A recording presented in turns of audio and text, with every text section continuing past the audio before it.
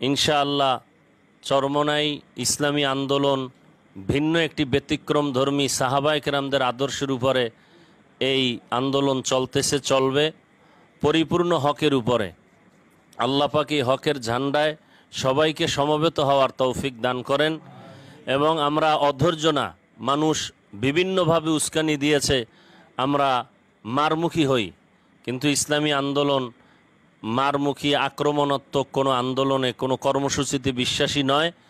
যে কারণে আমাদের সম্ভাব্য শক্তি থাকা সত্ত্বেও আমরা ধৈর্যের পাহাড় হয়ে আমরা পরিচয় দিয়েছি। আল্লাহ পাক বলছেন কাআন্নাহুম বুনিয়ানুম মারসুস, আমরা সীসা ঢালা প্রাচীরের ন্যায় দাঁড়ানো আছি।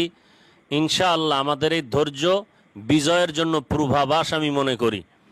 আল্লাহ পাক শায়েখে চরমনাই, পীর সাহেব হুজুর চরমনাই সহ আমাদের এই আন্দোলন, আমাদের এই মাদ্রাসা ছাত্র টোটাল মিশনকে আল্লাহ পাক আজীবনের জন্য হকের উপরে দায়েম ও কায়েম রাখেন এবং আমাদেরকে